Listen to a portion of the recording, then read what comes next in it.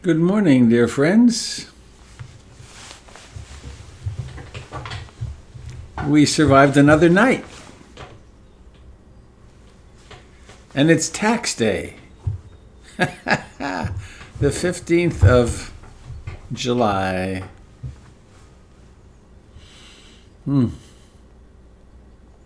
So glad that you got up and came to join in our community this morning.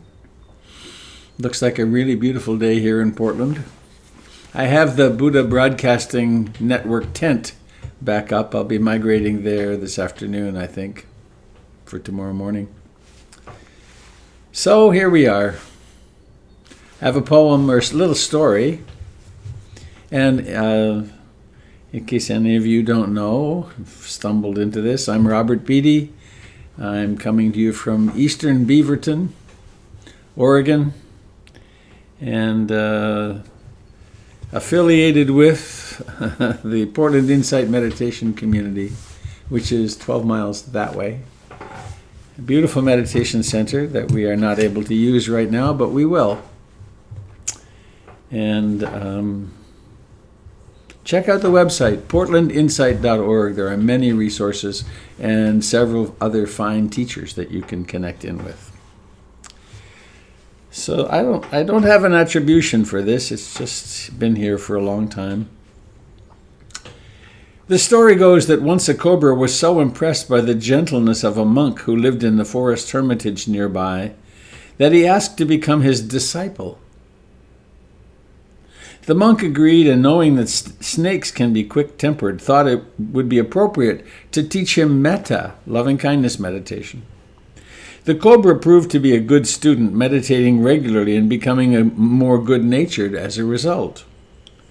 One day, while basking in the sun, he noticed a woman nearby collecting sticks for the household fire. Rather than slithering away or standing erect with his hood open so as to scare her, as had been his habit, he decided to remain where he was and radiate metta to the woman. She got closer and closer until she had collected enough sticks and then began looking around for something to tie them up with. Seeing the cobra and mistaking him for a piece of vine, she picked him up by the tail, gave him a violent flick, wrapped him several times around the sticks, pulled him tight, and then tied him in a knot. Then she put the bundle on her head and walked home. When she got there, she untied the vine and threw it away. Battered, bent, and wincing with pain, the poor cobra made his way back to the hermitage and told the monk what had happened. "You tell me to cultivate metta, and this is what I get for it," he complained mournfully. The monk replied, "Just because you have metta doesn't mean you can't sometimes hiss."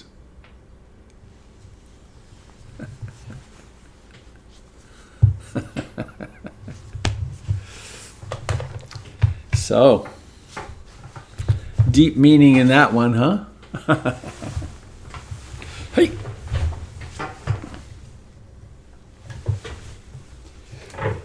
And as is our custom, let's remind ourselves of the refuges. In what can I take refuge?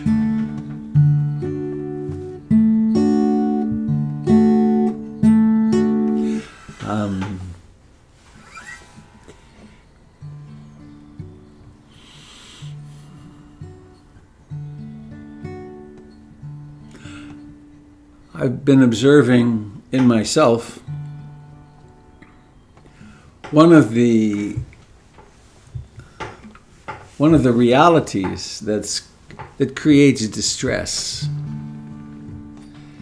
is not feeling secure that my country is being led in a loving, kind, thoughtful way, intelligent ways. And I noticed another thread with that last night in reading that the information from the hospitals will now go through Health and Human Services rather than through the CDC. So one relies on one's parents to be honest, and on the world around us to be honest. And when those little supports get pulled out. I'm aware in myself of, oh no, it's like, am I safe? And it behooves us, I think, to be very attentive to what's happening in ourselves in response to things, because then we don't have to take it so seriously. And we can remember where it does make sense to take refuge, because it isn't in nation states, it isn't in any of that. The only safe place is in being awake. The Buddha. And what do I discover when I'm awake? I discover the Dharma, the way things actually are. And the Sangha, the community of practice, and the community of those who went before us actually followed this path and became more loving and wise, suffered less. So please join me as fits for you. I take refuge in the Buddha, the one who shows me the way in this life. Namo Buddhaya, Namo Buddhaya, Namo Buddhaya.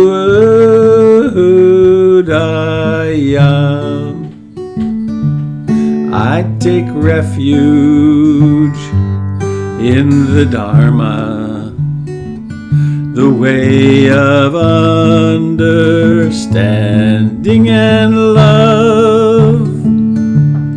Namo Dharmaya, Namo Dharmaya, Namo Dharmaya.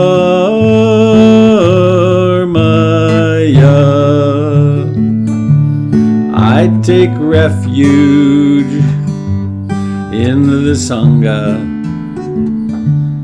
the community of mindful harmony. Namo Sangaya, Namo Sangaya, Namo Sangaya.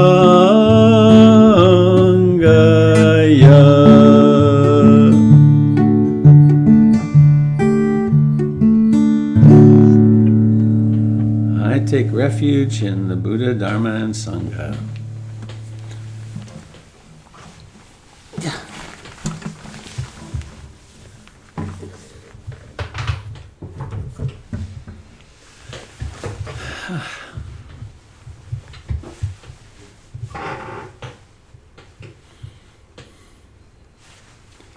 Starting the morning with sitting is like eating dessert first.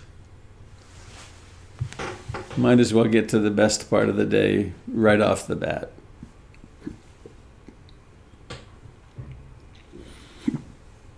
So we position ourselves comfortably upright.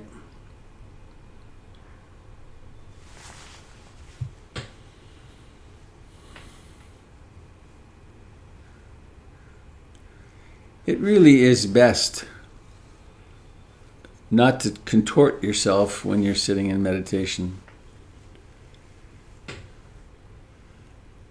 I tried sitting cross-legged for more than a decade, and it never really worked.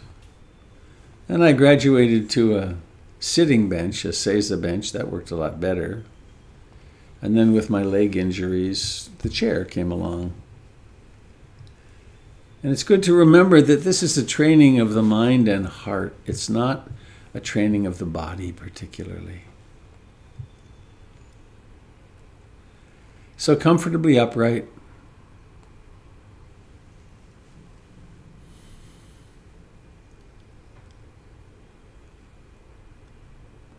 And dropping into the reality of this moment.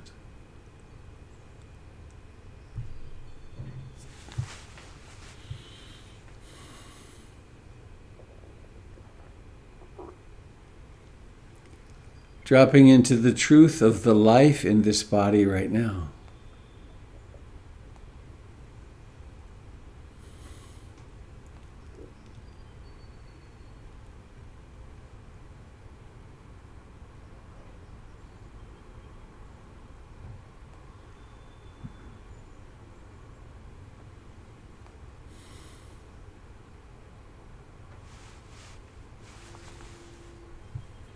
Notice the pressure of the body against the chair.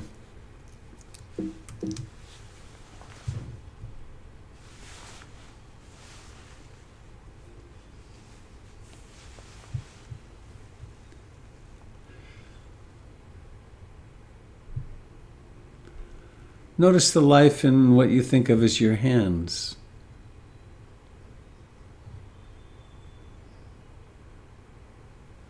And your face.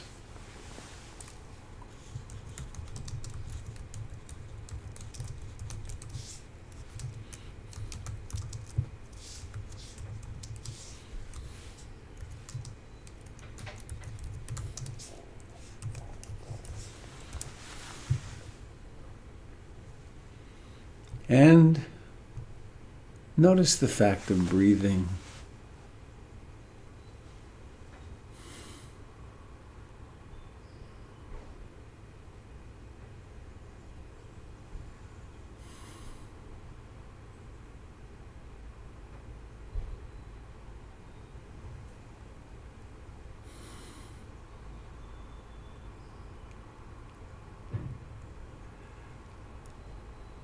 Miraculously, there is life and breathing, and the knowing of that life and breathing.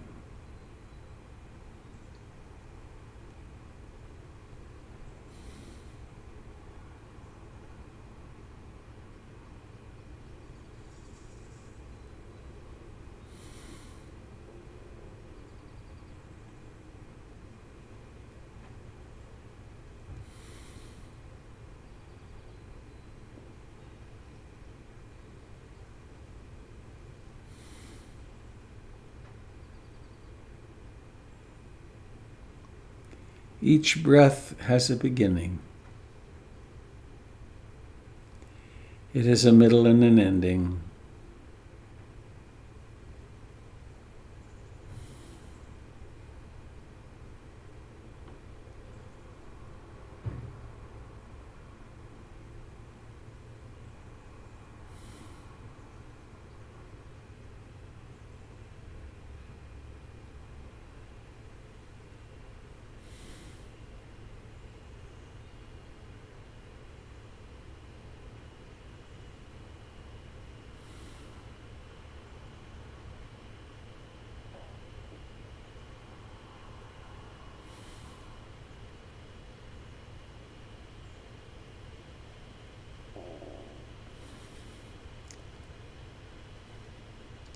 The mind will probably wander.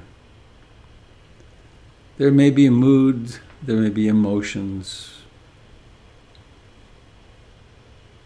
There will most likely be visits from the 5 hindrances.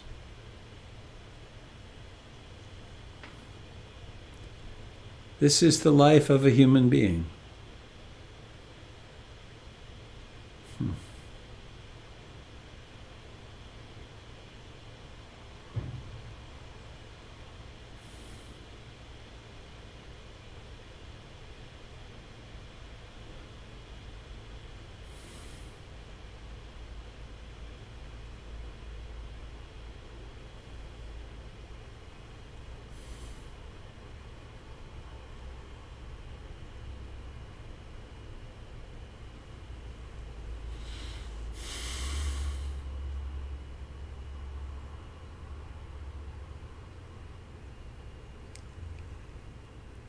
Becoming as intimate with the sensations of breathing as you've ever been with anything or anyone.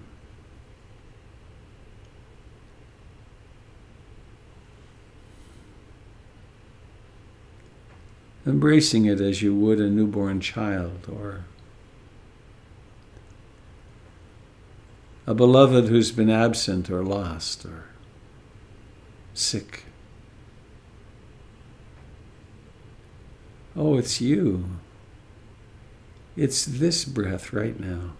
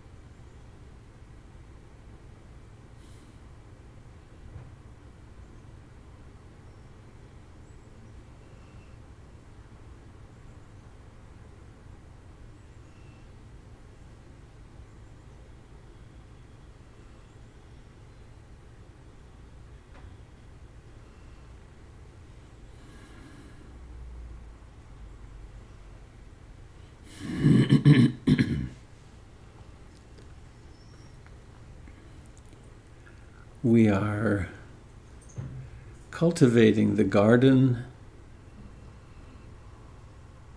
of consciousness, the garden of the heart as well.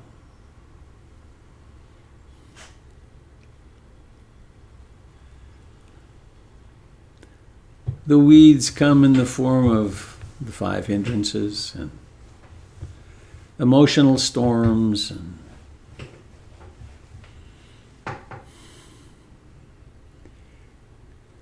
intellectually trying to figure it out.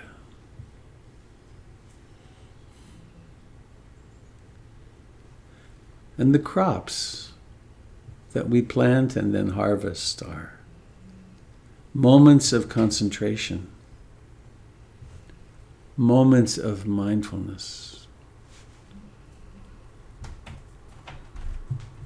moments of deep curiosity,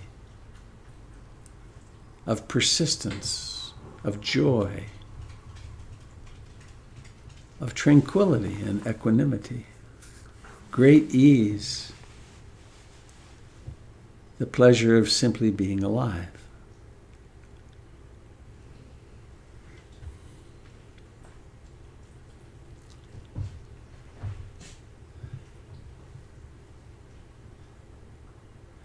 And the whole process is so utterly mysterious.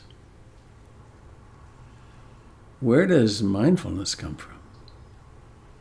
How does it happen when the mind wanders off and then suddenly, mysteriously, there's awareness of it?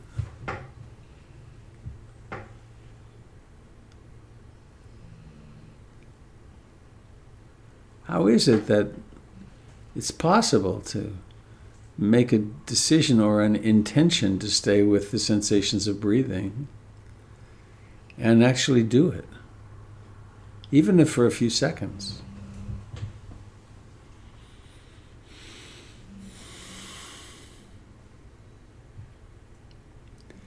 There are amazing wonders of technology in the world, but nothing that holds a candle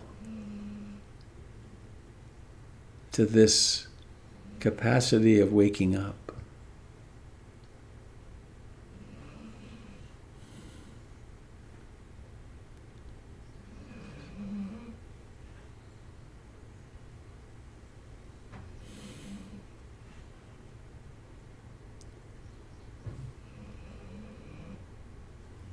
So being present with this next, right now, in-breath.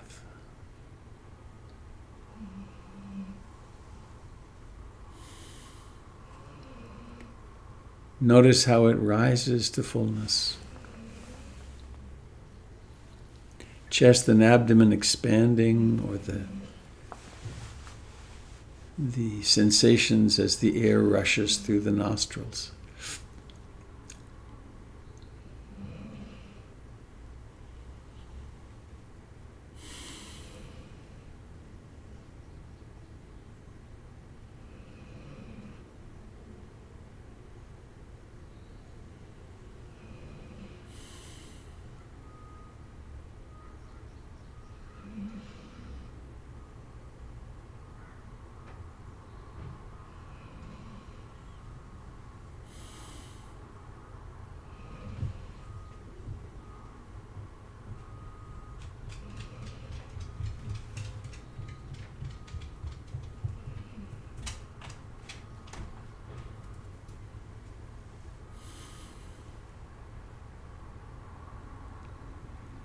There's nowhere to go.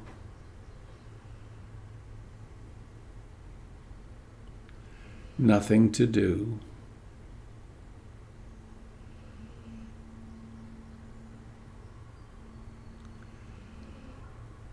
Other than the intention to remember to stay here and awake. We really can let go of everything right now.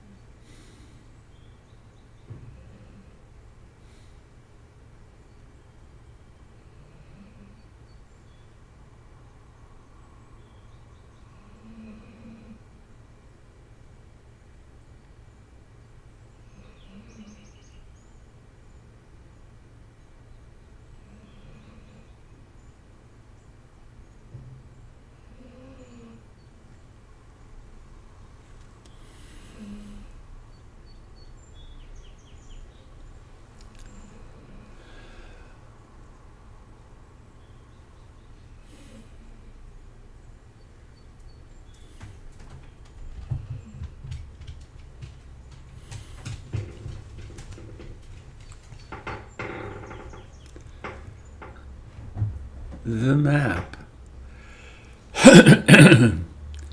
The map for the journey of awakening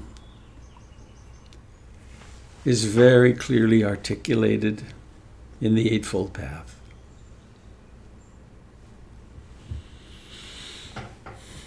All the way from examining our worldview and intentions to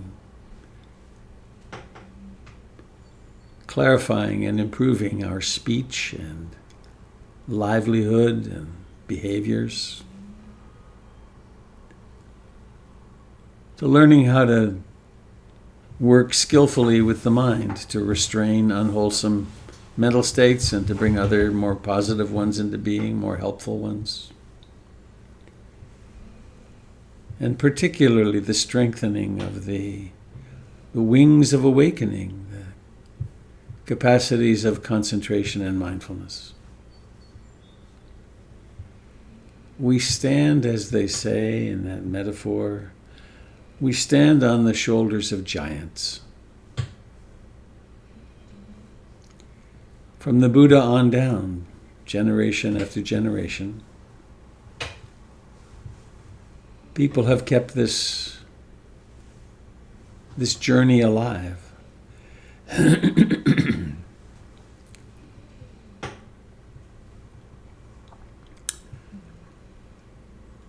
And I'd like this morning to invite you to call to mind, call to heart your teachers. Through this lifetime, you've had many. Some have been crucial. Some have been life-saving, perhaps.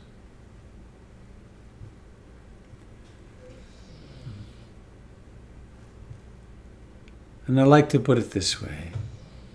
Call to the altar of your heart. And I, of course, call to the altar of my heart Ruth Denison, teacher and profound friend for more than 40 years.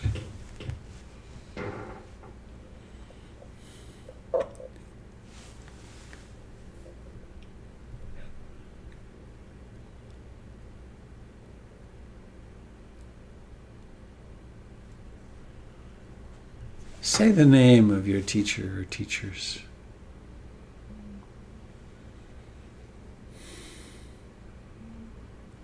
It's as though you wrap your arms around them and be very grateful.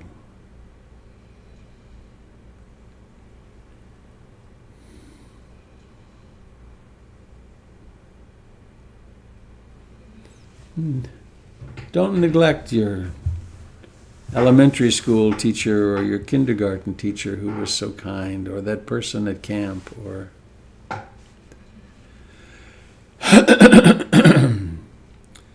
and it may have been a short encounter.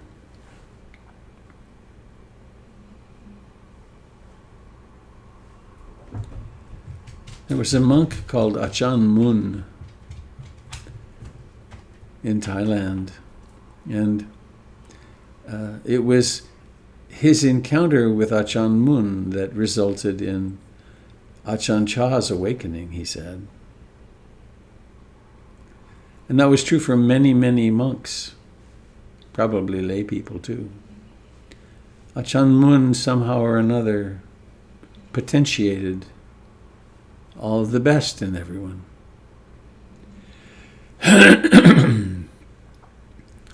And acknowledge the context or contexts in which you are the teacher, in which you support others, children, friends, clients. Moments of acts of kindness. Appreciate that in yourself.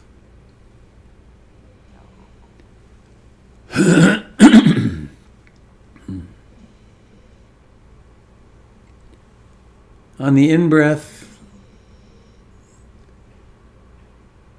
thinking some kind thought about yourself. Think of a good quality of yours. Think of an act of kindness in the past. Doesn't need to be Nobel Prize level acts of kindness. It can be just simply kindly changing a diaper, or driving lovingly. On the out-breath, send a loving thought to one of your teachers,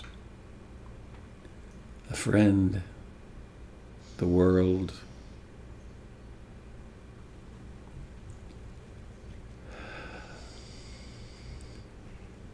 It's still okay to hiss if we need to. It's still okay to stand up and protest if that's what's called for in a moment. But let's build this base of love and compassion, which is then the foundation of everything we do.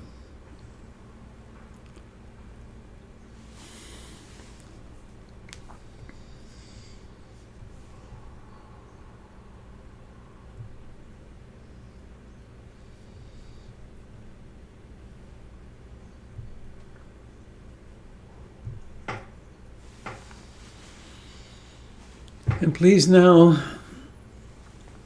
really be home in your body and notice that it might like to move a bit. And this is the important transition from sitting meditation to the meditation of daily life. So don't abandon yourself. Don't think, oh, well, meditation's over now. Meditation's never over when we understand it.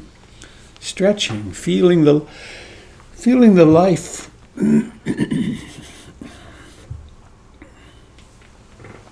And then bringing awareness into the eyes, into the face. Maybe stretch your face a little bit, wrinkle it up and stretch this way and that. And then forming the intention to let the eyes open and then letting them open. And they open and there it is. Seeing.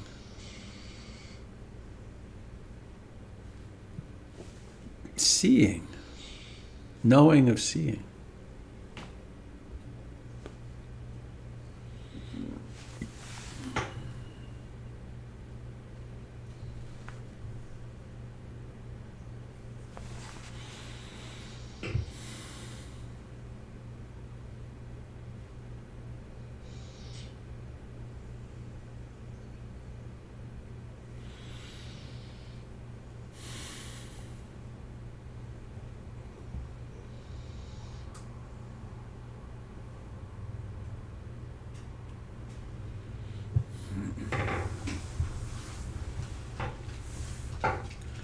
I had been practicing for some years before I met Ruth Denison.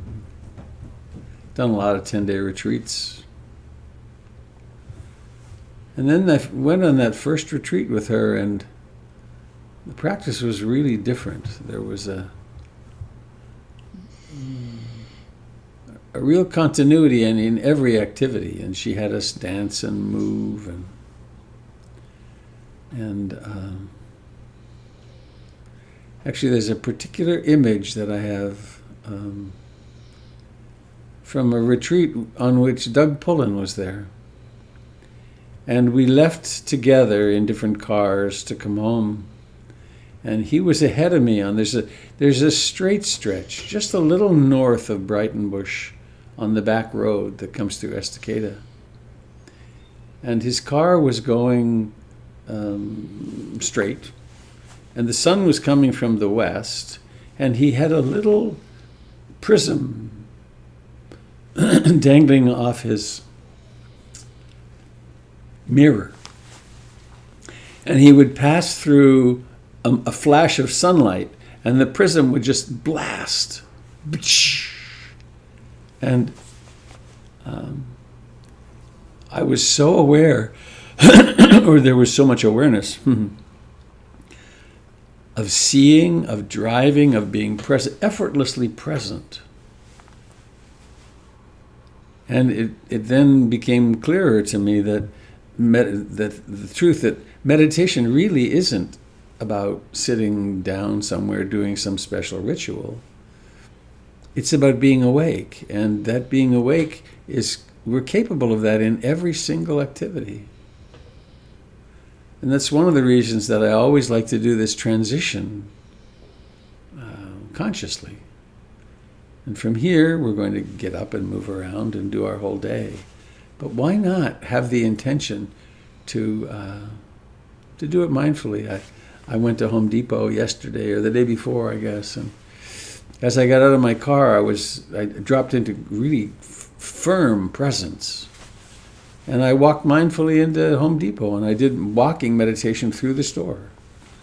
And obviously, I didn't go super slowly and become a hazard or a weirdness, but it was very interesting to be very mindful doing that. And so that's an encouragement for us to continue our mindfulness in all activities. Pleasant moods, unpleasant moods, and so on. So I think I'm going to just jump over the announcement possibility and ask, how are you? What's happening? Are there questions?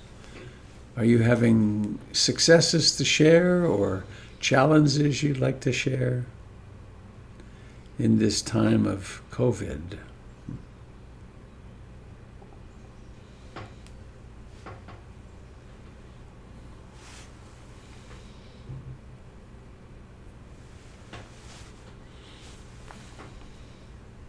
If you wish to speak, simply unmute yourself and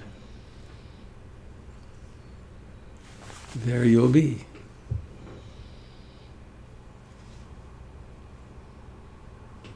Robert, this is Jim. I have a meditation question for you. Hello, Jim. In the sunshine? I am in the sunshine. I am.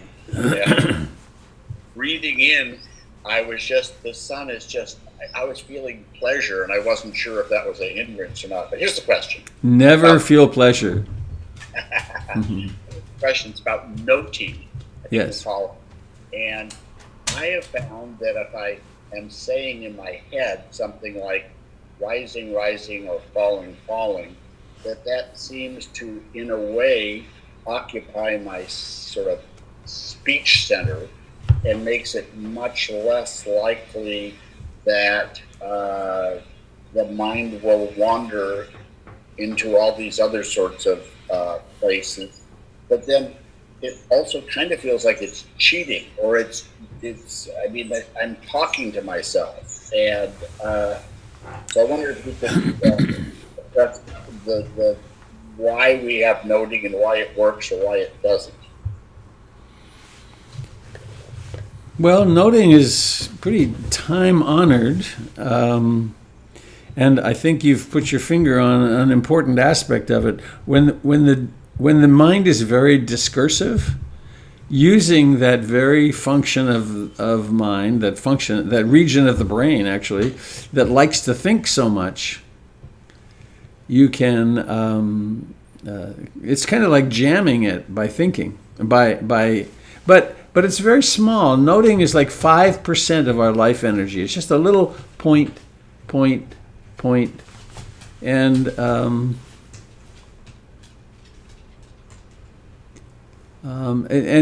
ultimately, noting falls away. I remember the first retreat where I was taught noting, and about a week or 10 days into it, the mind became really clear, and the noting became redundant. And I remember going to my teacher and saying, well, why have I been doing all this noting?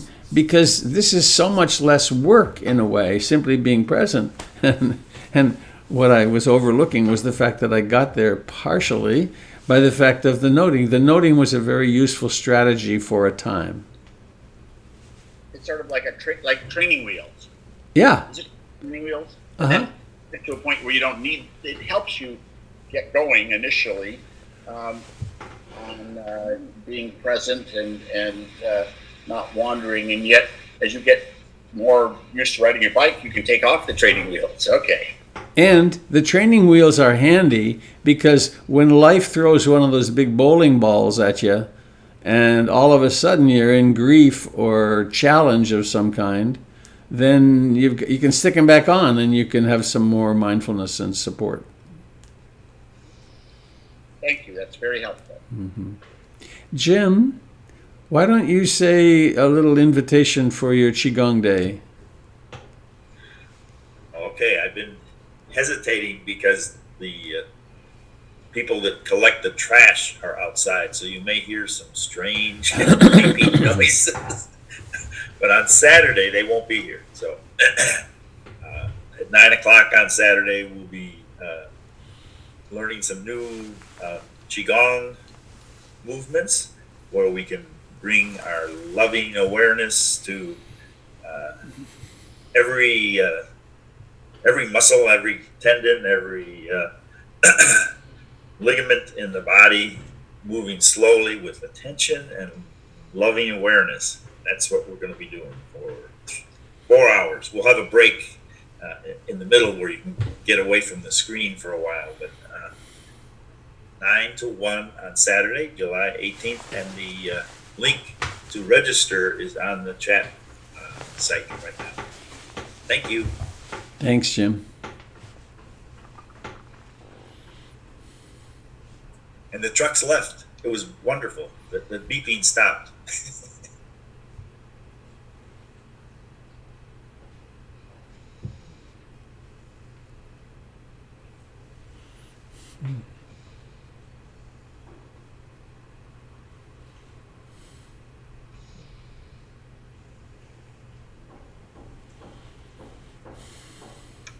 Good morning. Tempest, hi. Hello. Hey, Sangha. Fancy meeting you here. Right? Like, where else would I be? Ever in the morning. That's true. I actually, something that the last person said when they were like, is it a trick? Is it trickery or, or is it cheating? That's what it was. Is it cheating to use noting? And that brought to mind an ad that I keep seeing on Instagram.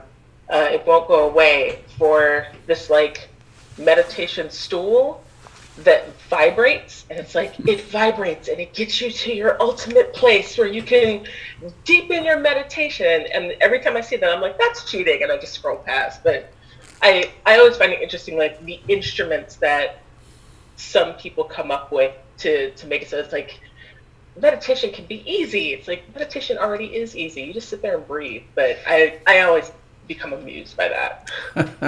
Thank you.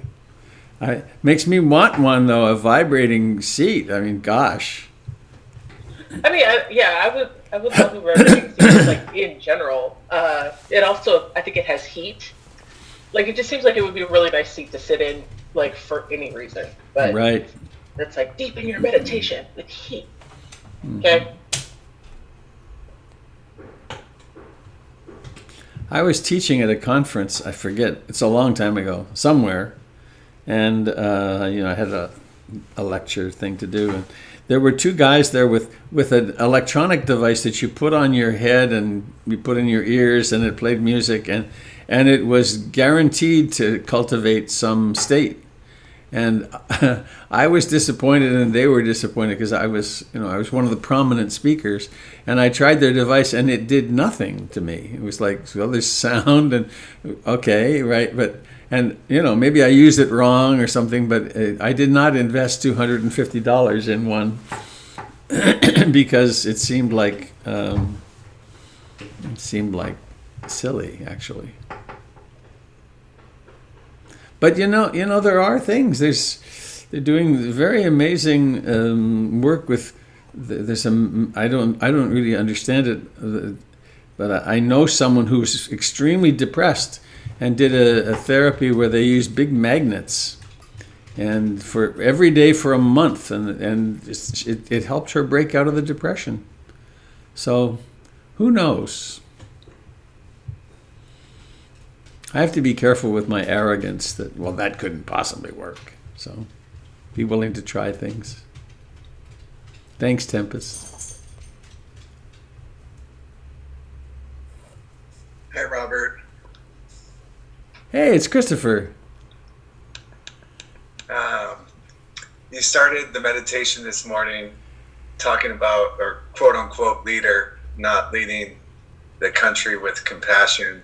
Ah, And I think it was Gregory Malouf yeah. who led a Sunday a couple of weeks ago about our sense stores being, that we need to be mindful of them and not get them depleted. And it seems like if I have the New York Times open for more than 5 minutes, they're depleted, Yeah. especially now. And the comments that he said in an interview the other day, and also reading an article about all the rollbacks of environmental protection and irreversible. I'm worried about irreversible changes that he is going about, and trying to use my practice to kind of release control, or I have no control over these things that's happening. It's hard to deal with. And it causes anger. I just go through a flood of emotions. And, Yeah. I don't know, that's what's coming up for me this morning. Well, you've probably heard me say that I believe it to be crucial to titrate our dose. That we can tolerate it, and the assault has been just day after day, one thing after another, and it's possible to keep oneself completely flooded and completely reactive and to become dysfunctional. And so, how much can I tolerate? And then to increase our self-care and increase our meditation time. I'm remembering a fellow at a teachers conference years ago who was a pediatric oncologist as well as a Dharma teacher, and he said, I get up. He said something. I get up at 4 a.m. and I practice for 2 hours because it's the only way I can possibly can survive causing as much pain as I do to those small children, to those babies and children. That it was so difficult for him, and so he had to increase his practice to keep in balance. And so these are challenging times.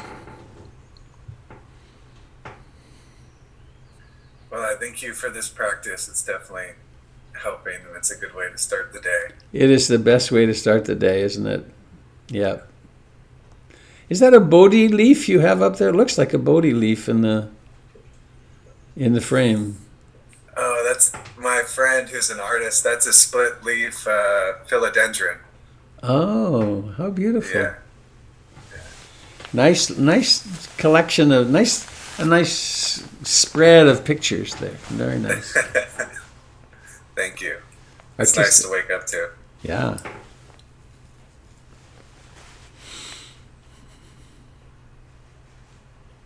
Hey, Robert. Amber, hello. Hi.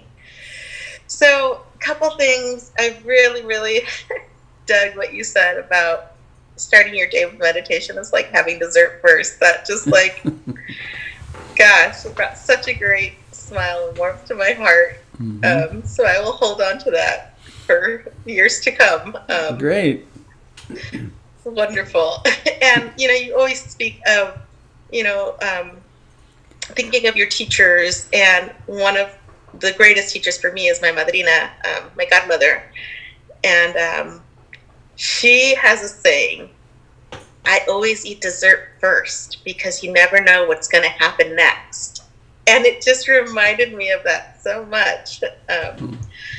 And so, yeah, that was very sweet. But the other thing that you touched on was meditation is not just, sitting. It is bringing it into your daily life. And yesterday I had a procedure in which I had to get an MRI, and they prepare you for the banging, for the loud noises and things like that. And I've had one before, but it's a really, pretty semi-scary thing that I'm going through. And I fell right into my practice without even realizing it. And I had this moment of, you just breathe. You can do this. And throughout the whole time, I just breathed and fell into a meditative state without even really intending to. But what Fantastic. a way, yes, exactly. And what a way of being shown to myself that you do have a meditation practice. Sometimes I forget that I do. And I wanted to share that there's no way I could get through this diagnosis without my practice. So just feeling incredibly grateful. So thank you. Well, I'm sure glad you have it. It's a little cramped inside those MRI machines, isn't it? Yeah, and it was a weird position. I was not expecting half of it, but how can you? So, yes, thank you. May all of the medical treatment go well for you. Thank you.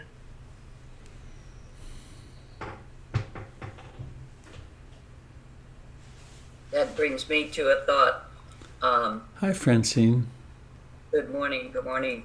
My dentist asked me, and I don't have the strongest teeth in the world. That's kind of a weak link for me.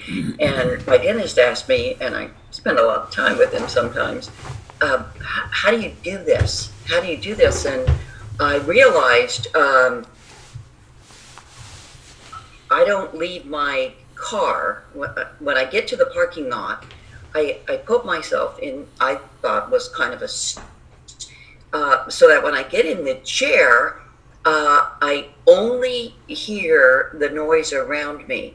I have almost no awareness of what's going on in my mouth. And then I realized that I was in fact meditating, during the procedure, and have almost really no awareness of the treatment. So that's been easy for me. Thank you. Thank you. Bring it in to real life. It sounds like you're entering some kind of a concentration state where you're just not, you're turning off the region of the mouth in a certain way and you're focused elsewhere, which is really a very effective strategy. Yeah, on the breath. Yeah. I know it comes from, well, among other things, 50 years of yoga practice and pranayama practice has prepared me for sitting. Right. Beautiful.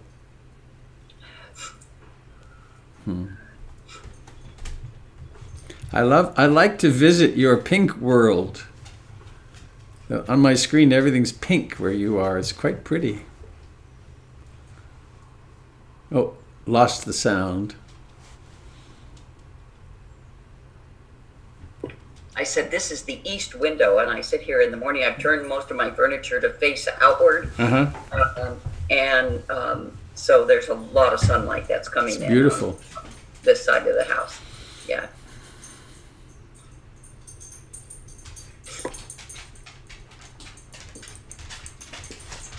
Hi, Dobby.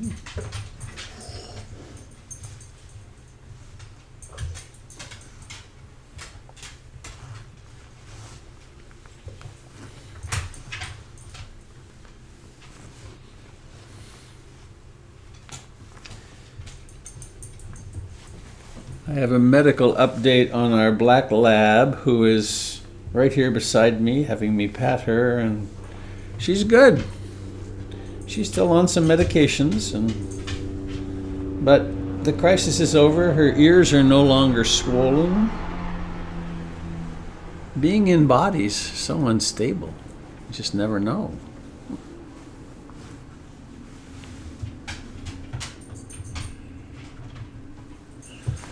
Oh, there's a dog. Tim's dog.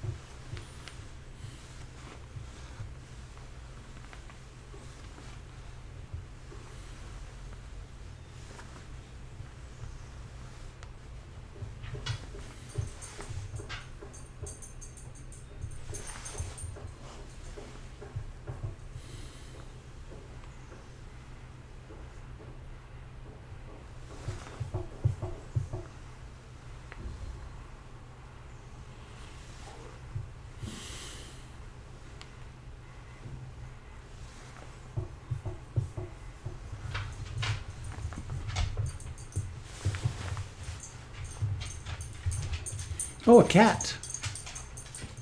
Meow.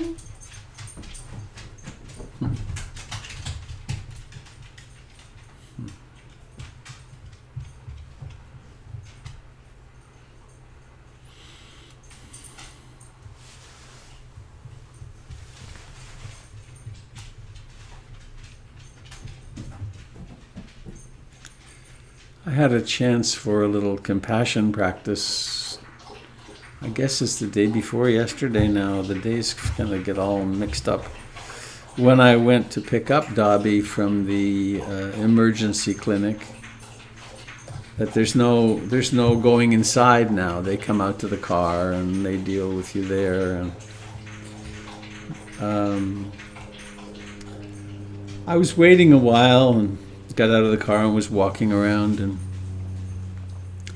there were people sitting in their cars waiting for their pets, and it reminded me of those times when I have been in the waiting room of the ICU or the ER, and it can be so hard, when your loved one is at risk somehow. And so I was walking through the parking lot with some, obviously with care not to intrude on people, but it was so clear in one car something really bad was happening, and they weren't talking, but it was so obvious their faces were contorted, and it was really good to have in my back pocket, may you be happy, may you be free from suffering, and to in a certain way to join with them in their suffering, not to get lost in it, but to realize, yep, that's the human condition. That's one side of it anyway, and it's so good to have a practice to be able to acknowledge and connect with that.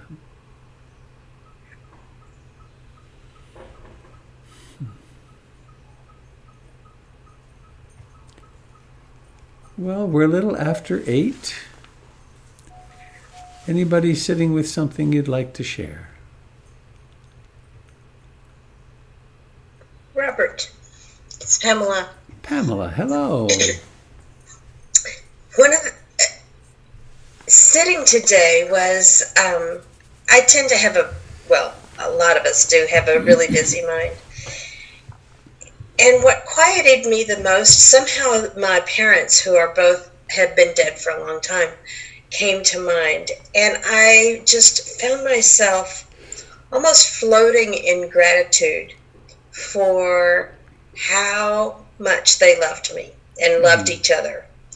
And I just had this sense of sitting in the middle of a sea of love, parental love from them.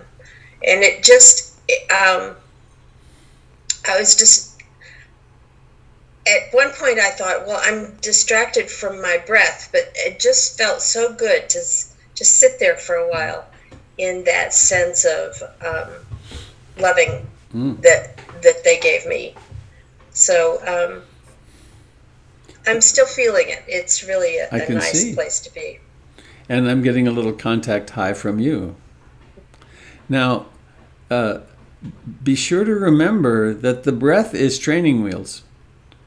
And the purpose of this practice is not to become a person who can always and is always focused on their breath. The breath is useful to create stability. But then if a state of loving kindness arises, why would you not then bask in that? And it takes us back to the beginning with Jim, that when pleasure is happening, why not enjoy pleasure and recognize its transience? But how lovely that you had that opening to a loving kindness state and a gratitude state. Yeah. Beautiful. It's really sweet.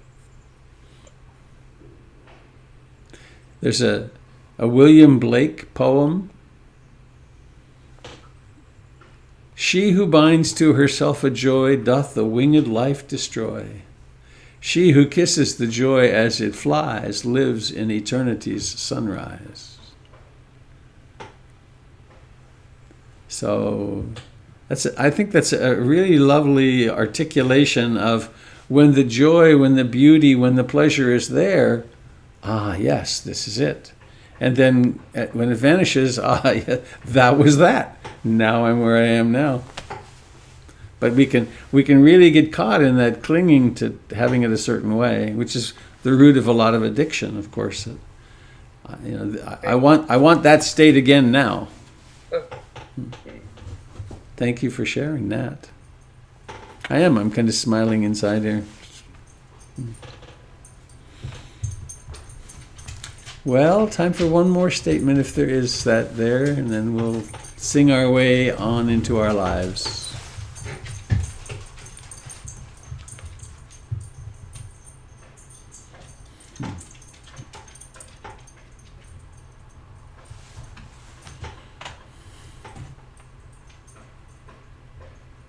Hey, this is Christy. I'm going to give a little plug for Qigong.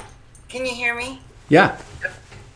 Oh my gosh, Qigong is so good. And I like what you said, Robert, about the bliss thing, because I've kind of felt like some physical bliss from doing Qigong, and I thought, ooh, is this a hindrance? So is that, like, I felt some physical, really good, blissful feelings, and I've wondered, oh, shit, I think I'm hinderancing here. So it's embarrassing for me to say. I'm just putting it out there. Well, here, take this in. The 7 enlightenment factors. The factors which result in deep insight and in great balance in the mind. What are they? There's 7. Mindfulness, curiosity, effort, energy, persistence, bliss, delight, body rushes. There's a piti that happens in the body. Concentration, tranquility, and equanimity. That joy, bliss, piti, is part of the path. That it produces that. So far from being a hindrance, it's actually one of the antidotes for the hindrances. Yay! So you don't have to be a morose Buddhist. Yeah, life sucks. You're born and then you die, and there's a lot of suffering on the way. Which is also true, of course, but if we get stuck there, that's one of the things that comes through. So thank you. All right. Oops. That's why we dance. That's why we dance. Indeed. Indeed. I'm a huge dancer. Maybe that's why, somehow the physical motion is a good thing. But I thought that it might go into one of the negative things, that it wasn't good, and I've been kind of embarrassed about it. Aren't dancers the happiest people you know? I don't know. Well, you probably know some happy people. I do know some happy people. All right, let's sing our way out of here. Gather around all the kids. Unmuting all. May all beings be happy. May all beings be happy. May all beings be happy. Sadhu, sadhu, sadhu. Yay. That's a cute puppy there, Tim. She's pretty cute. It's like having your own cartoon show. Uh-huh. Bye, everybody. Well, Bye, everyone. have a lovely day, everybody. Have a great day, everyone. Have a good day. Have a great day. See you soon.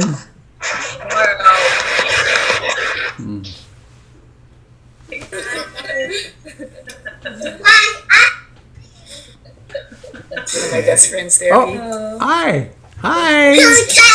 Hi, Dee.